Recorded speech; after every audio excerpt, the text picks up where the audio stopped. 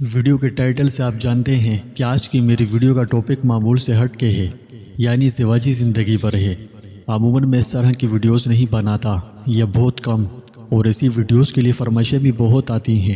اب ایک دو لوگوں کی بات ہو تو بندہ رد بھی کر سکتا ہے، لیکن ان ٹاپکس کو کور کرنے کے لیے سینکڑوں فرمائشیں آتی ہیں، کس کس کی بات کو نظر انداز کروں۔ اس لیے اب میری بھی مجبوری ہے کہ اپنے ناظرین کو وہی چیز فراہم کروں جو ان کی ڈیمانڈ ہے، جو وہ دیکھنا چاہتے ہیں، جس میں انہیں دلچسپی ہے۔ لہٰذا اسی سبب یہ ویڈیو بنا رہا ہوں۔ یہاں یہ بات ذہن میں رکھیں کہ یہ ویڈیو ذہنی تسکین حاصل کرنے کے لیے نہیں بنائی جا رہی، بلکہ اس کے بنانے کے پیچھے اصل مقصد یہ ہے کہ لوگوں تک اس بارے میں صحیح اسلامی معلومات پہنچیں، کیونکہ اس چیز کو لے کر عوام میں بہت سی غلطیاں پائی جاتی ہیں جن کی اصلاح بہت ضروری ہے۔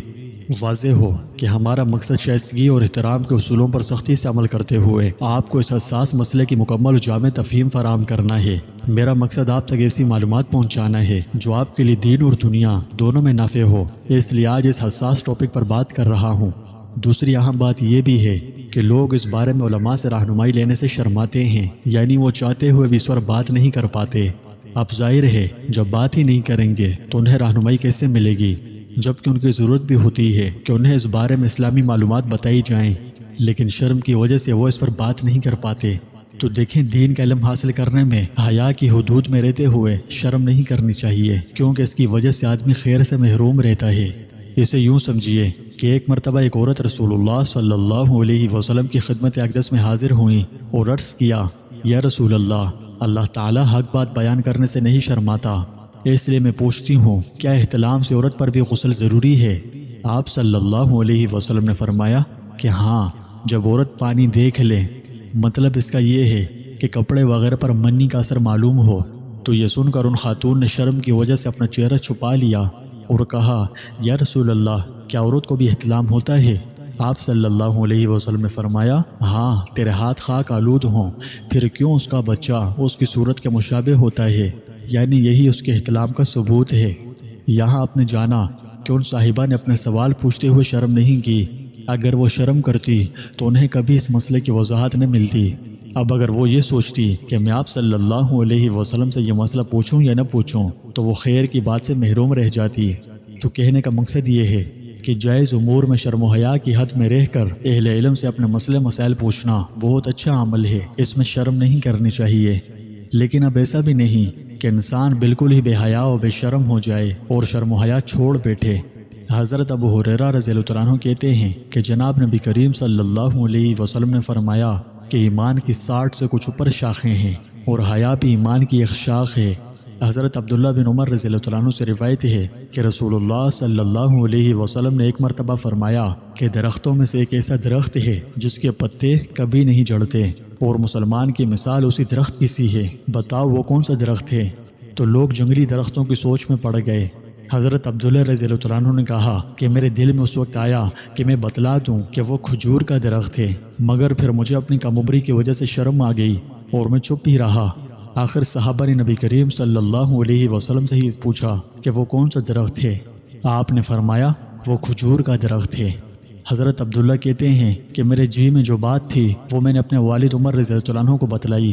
وہ کہنے لگے کہ اگر تو اس وقت کہہ دیتا تو میرے لیے فلاں فلاں قیمتی سرمایے سے زیادہ محبوب ہوتا۔ یہاں تک ہم نے جانا کہ موقع کی مناسبت سے جائز بات کہنے میں شرم نہیں کرنی چاہیے۔ میں بھی اس بات کو ذہن میں رکھ کر یہ ویڈیو بنا رہا ہوں۔ امید کرتا ہوں کہ آپ میری اس کاوش کو منفی نہیں بلکہ مثبت لیں گے۔ ناظرین، میں نے اس ویڈیو میں خرافات والی ٹرمز کا استعمال کرنے سے سختی سے گریز کیا ہے، جتنا ممکن ہو سکا شائستگی اور احترام والے الفاظ کا چناؤ کیا ہے۔ امید ہے یہ ویڈیو آپ کے لیے ایک بہترین ویڈیو ثابت ہوگی۔ اگر آپ شادی شدہ نہیں ہیں تب بھی یہ ویڈیو پوری دیکھیں، یہ ایسی معلومات ہیں جو زندگی بھر آپ کے کام آ سکتی ہیں۔ اور ہاں، میں کوئی عالم یا مفتی نہیں ہوں، اس لیے بیان کے دوران چھوٹی موٹی غلطیاں ہو سکتی ہیں۔ اگر آپ کو کسی بات سے اختلاف ہو یا لگے کہ میں نے غلطی کر دی ہے تو بلا تکلف آپ ہمیں کامنٹ میں اپنی رائے سے آگاہ کر سکتے ہیں۔ اگر بیان کرنے میں مجھ سے جانے انجانے میں غلطی ہو گئی تو معافی کا طلبگار ہوں۔ ناظرین کوئی بھی بات سمجھنے میں دشواری نہ رہے اس لیے اسے وہاں سے لے کر چلتے ہیں جب دلہن نکاح اور رخصتی کے بعد گھر آتی ہے، لیکن اس سے بھی پہلے ایک مسلمان کی ذمہ داری بنتی ہے کہ اسے معلوم ہو کہ پیغام نکاح، عقد نکاح، رخصتی اور ولیمہ کے لیے اسلامی طرز عمل کیا ہے، تاکہ آج کے پرفتن دور میں مندرجہ بالا امور 100% سنت کے مطابق ادا کرنا آسان ہو جائے۔ تو اس کی وضاحت سماعت فرما لیجئے۔ نکاح ایک ایسا عقد ہے جس کی وجہ سے ایک اجنبی عورت اجنبی مرد کے ساتھ ساری زندگی رہنے اور نبھانے کا عقد کرتی ہے۔ اسی عقد کی وجہ سے دو خاندان آپس میں جڑ جاتے ہیں۔ نکاح کے بہت سے فوائد و برکات ہیں، مگر یہ تمام برکات اس وقت برقرار رہتے ہیں جب یہ نکاح حدود شریعہ میں ہو۔ اگر ابتدا ہی سے اس کو خلاف شرع طریقے سے شروع کیا جائے اور تمام معاملات خلاف سنت ہوں اور غیروں کے طور طریقے پر ہوں تو اس بابرکت چیز میں برکتوں کے بجائے نحوست آ جاتی ہے، جس کا ظہور بہت جلد ہو جاتا ہے۔ لہٰذا مسلمان کو شادی کے معاملے میں ابتدا سے انتہا تک شریعت کے مطابق ہونا چاہیے۔ شریعت میں نکاح کا جو طریقہ کار بتایا گیا اس میں تمام کام سادگی پر مبنی ہے۔ نکاح میں سب سے پہلے جب لڑکے کا عقد کسی لڑکی سے کیا جائے تو لڑکا لڑکی کو اپنے دلی اطمینان کے لیے دیکھ سکتا ہے، بشرطے کہ یہ دیکھنا چوری چپکے سے حدود شرع میں ہو۔ بہتر تو یہ ہے کہ لڑکا اپنے گھر والوں سے لڑکی کے متعلق معلومات لے۔ اس کے بعد مستحب اور مستحسن یہ ہے کہ استخارہ اور مشورہ کر لے۔ نکاح کی تعیین میں دیندار کو ترجیح دے، کیونکہ حدیث شریف میں دیندار کو ترجیح دینے کا حکم آیا ہے۔ عقد نکاح کی تقریب مسجد میں منعقد ہو۔ جمعہ کا دن مستحسن ہے۔ نکاح کی تقریب میں سادگی کا پہلو غالب ہو۔ اس میں اصل مقصود اعلان ہو، جس کے لیے اپنے اقربا کو بلا لیں، لیکن اس بات کو ملحوظ رکھا جائے کہ نکاح کی مجلس میں زیادہ شور شرابہ نہ ہو، بیجا اسراف نہ ہو، بلکہ سادگی پر محمول ہو۔ اسی طرح یہ بات بھی مستحب ہے کہ نکاح کے وقت مہر کا تذکرہ ہو، اور اگر ممکن ہو تو مہر کی ادائیگی اسی وقت کی جائے۔ آج کل جس طریقے پر رخصتی ہوتی ہے، آپ علیہ السلام اور صحابہ کرام کے ادوار میں اس کا تصور بھی نہ تھا۔ رسول اللہ صلی اللہ علیہ وسلم اپنی 4 بیٹوں کی شادی کی، بہت سے لوگوں کے نکاح پڑھائے، لیکن ان میں کوئی بارات وغیرہ نہیں تھی، محض نکاح ہی ہوتا تھا۔ حضور اکرم صلی اللہ علیہ وسلم کے زمانے میں نکاح کی تقریب کے لیے صرف ولیمہ لازمی تھا۔ یہی وجہ ہے کہ اکثر صحابہ کرام کے نکاح کے بعد آپ صلی اللہ علیہ وسلم کو پتہ چلتا کہ انہوں نے نکاح کیا ہے۔ حضرت انس رضی اللہ عنہ سے روایت ہے کہ رسول اللہ صلی اللہ علیہ وسلم نے حضرت عبد الرحمن بن عوف رضی اللہ عنہ کے کپڑوں پر زعفران کا لگا ہوا رنگ دیکھا، جس پر آپ صلی اللہ علیہ وسلم نے فرمایا کہ یہ کیا ہے؟ انہوں نے عرض کیا، میں نے نکاح کیا ہے۔ آپ صلی اللہ علیہ وسلم نے دریافت کیا، کتنے مہر کے عوض؟ عرض کیا، 1 نوات یعنی کھجور کی گٹلی کے برابر، تقریباً 3 گرام سونے کے عوض۔ آپ صلی اللہ علیہ وسلم نے یہ سن کر فرمایا کہ ولیمہ کرو، اگرچہ ایک بکری ہی کیوں نہ ہو۔ اس کے علاوہ اور بھی بہت سی احادیث ہیں جن سے معلوم ہوتا ہے کہ رخصتی میں سادگی ہوتی تھی، لہٰذا رخصتی میں فضول خرچی اور خلاف شرع امور سے اجتناب کیا جائے۔ ولیمے کا مطلب ہے شادی کا کھانا، نکاح کے بعد کی دعوت جو دلہے کی طرف سے دی جاتی ہے، اسی دعوت کو دعوت ولیمہ کہا جاتا ہے۔ ولیمے کی دعوت کرنا اور ولیمے کی دعوت قبول کرنا آپ صلی اللہ علیہ وسلم کی سنت ہے۔ آپ صلی اللہ علیہ وسلم بڑی خوشی سے ولیمے کی دعوت قبول کیا کرتے اور اس میں شرکت بھی فرماتے تھے۔ تمام صحابہ کرام کے زمانے میں ولیمے کی تقریبات بہت سادہ اور معمولی قسم کی ہوتی تھیں۔ حضرت امی عائشہ رضی اللہ عنہ اپنے ولیمے کے بارے میں فرماتی ہیں کہ نہ اونٹ ذبح ہوا نہ بکری، سعد بن عبادہ رضی اللہ عنہ کے گھر سے دودھ کا ایک پیالہ آیا تھا، بس وہی ولیمہ تھا۔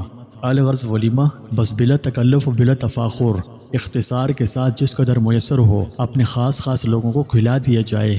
ان تمام باتوں کا خلاصہ یہ ہے کہ شادیوں اور اسی طرح کی دیگر تقریبات چاہے وہ کسی بھی قسم کی ہوں، مثلا مہندی کی رسم، آتش بازی، ہوائی فائرنگ وغیرہ سے بالکل پاک کیا جائے، چاہے ان سے کوئی خوش ہو یا نہ ہو، یا کوئی ناراض ہو یا نہ ہو، بجا فضول خرچیوں اور اسراف سے اجتناب کرنا چاہیے۔ اسی طرح خلاف شرع امور سے بچنا چاہیے۔ تو اب تک آپ نے جانا کہ پیغام نکاح، عقد نکاح، رخصتی اور ولیمے کے لیے اسلامی طرز عمل کیا ہے، لہٰذا بحیثیت مسلمان ان باتوں پر سختی سے عمل کیا جائے۔ اگر کوئی بات ویڈیو کو مختصر رکھنے کی قید سے رہ گئی تو موقع کی مناسبت سے کسی اور ویڈیو میں بیان کر دوں گا، ٹھیک ہے؟ اب آگے بڑھتے ہیں اور جانتے ہیں کہ جب دلہن نکاح اور رخصتی کے بعد گھر آئے تو پہلا کام کیا کریں۔ تو نکاح اور رخصتی کے بعد جب دلہن گھر میں آئے تو شوہر کو چاہیے کہ جانوروں کی طرح اس پر نہ ٹوٹ پڑے، یعنی آتے ساتھ ہی فوراً جنسی تعلق قائم نہ کرے، بلکہ دلہے کو چاہیے کہ وہ اپنی بیوی کے ساتھ ہم بستری سے پہلے انتہائی شفقت اور پیار و محبت کے ساتھ اس کے سر کے اگلے حصے پر ہاتھ رکھے، اللہ تعالیٰ کا نام لے یعنی بسم اللہ کہے اور برکت کی یہ دعا پڑھے۔ اس کا مفہوم یہ ہے، اے اللہ، میں آپ سے اس کی بھلائی اور اس کی عادتوں کی بھلائی کا سوال کرتا ہوں اور اس کی برائی نیز بری عادتوں کی برائی سے پناہ چاہتا ہوں۔ اس دعا کی برکت یہ ہے کہ اللہ تعالیٰ اس عورت سے برائی کو دور کر دے گا اور اس کے گھر میں اس عورت کی نیکی پھیلائے گا، یعنی وہ نیک ہوگی۔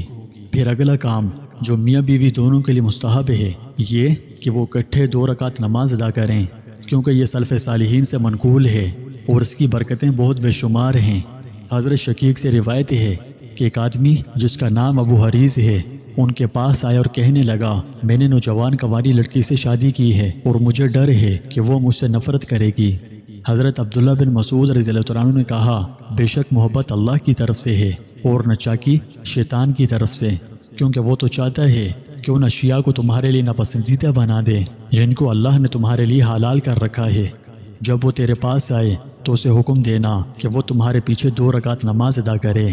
ایک اور روایت میں یہ قصہ حضرت ابن مسعود رضی اللہ عنہ کے واسطے سے منقول ہے کہ نبی کریم صلی اللہ علیہ وسلم نے فرمایا، جب بیوی خاوند کے پاس آئے تو خاوند آگے کھڑا ہو اور اس کی عورت اس کے پیچھے کھڑی ہو، وہ 2 رکعت نماز صلاۃ الحاجت کی ادا کریں اور آدمی دعا میں یہ الفاظ کہے، یعنی اے اللہ، میرے لیے، میرے گھر والوں میں اور ان کے لیے مجھ میں برکت عطا فرما۔ اے اللہ، ہم دونوں کو تو اپنی طرف سے بھلائی پر جمع فرما اور ہم میں جب تو جدائی ڈالے تو بھلائی کے لیے ہی ڈالنا۔ میں جانتا ہوں کہ آپ میں سے کچھ کو بات سمجھ نہیں آئی ہوگی، اس لیے میں اسے سمجھنے کے لیے مزید آسان بنا دیتا ہوں۔ حضرت سلمان فارسی رضی اللہ عنہ نے ایک عورت سے شادی کی۔ جب وہ اس کے پاس جانے لگے تو گھر کی دیواروں پر پردے لٹکتے دیکھ کر دروازے ہی میں کھڑے ہو گئے۔ انہوں نے کہا، میں نہیں جانتا کہ تمہارا گھر مخصوص افراد کے داخلے کے لیے ہے یا پھر کعبہ اس پہاڑی پر منتقل ہو گیا ہے۔ اللہ کی قسم، میں اس وقت تک گھر میں داخل نہیں ہوں گا جب تک تم ان پردوں کو پھاڑ نہ دو۔ جب انہوں نے پردے پھاڑ دیے تب وہ اندر داخل ہوئے۔ انہوں نے اپنی بیوی کے پاس جا کر اس کے سر پر ہاتھ رکھا اور کہا، اللہ تجھ پر رحم کرے، کیا تو میری فرما بردار ہے؟ اس نے جواب دیا، ہاں۔ آپ اس جگہ آ کر بیٹھے جہاں بیٹھنے والے کی اطاعت ہی کی جاتی ہے۔ انہوں نے کہا، بے شک مجھے رسول اللہ صلی اللہ علیہ وسلم نے کہا ہے کہ جب تو شادی کرے تو تم دونوں میاں بیوی اللہ کی اطاعت پر ہی اکٹھے رہو، سو تم اٹھو تاکہ ہم 2 رکعت نماز پڑھ لیں۔ جب تو مجھے دعا کرتے ہوئے سنے تو آمین کہنا۔ پھر میاں بیوی نے 2 رکعت نماز ادا کی۔ حضرت سلمان فارسی رضی اللہ عنہ نے ان کے پاس رات گزاری۔ جب صبح ہوئی تو ان کے ساتھی آئے، ان میں سے ایک آدمی آپ کو ایک کونے میں لے گیا اور کہا، تم نے اپنی بیوی کو کیسا پایا؟ آپ رضی اللہ عنہ نے اسے منہ پھیر لیا۔ پھر دوسرے نے، پھر تیسرے نے یہی سوال کیا۔ جب آپ رضی اللہ عنہ نے یہ حالت دیکھی تو کہا، اللہ تمہارے حال پر رحم کرے، تم اس چیز کے متعلق سوال کرتے ہو جو دیواروں اور پردوں میں چھپائی گئی تھی۔ آدمی کو چاہیے کہ جو اس کے لیے ظاہر ہو صرف اسی کے متعلق سوال کرے۔ مطلب یہ تھا کہ زوجین کے درمیان کی باتیں صرف انہی کے درمیان راز رہنی چاہیے۔ کسی کو یہ حق حاصل نہیں کہ اس طرح کے بیہودہ سوالات پہ سوالات پوچھے۔ تو جب دلہن نکاح اور رخصتی کے بعد گھر آئے تو دلہا ان باتوں کو ذہن میں رکھے۔ جب یہ چند کام ہو جائیں تو آگے جنسی تعلق قائم کرنے کا مرحلہ آتا ہے۔ یہ کافی تفصیلی موضوع ہے، اس لیے یہ پارٹ 2 میں بیان کروں گا۔ امید کرتا ہوں کہ یہاں تک یہ ویڈیو دیکھتے ہوئے آپ کے لیے مفید ثابت ہوگی اور آپ اس سے بھرپور نفع اٹھائیں گے۔ ناظرین، یہ ویڈیو کا پارٹ 1 ہے، آگے اس کا پارٹ 2 بھی آئے گا۔ کیا آپ چاہتے ہیں کہ ہم اس کا پارٹ 2 بھی لائیں؟ تو پھر کامنٹ میں لازمی بتائیں۔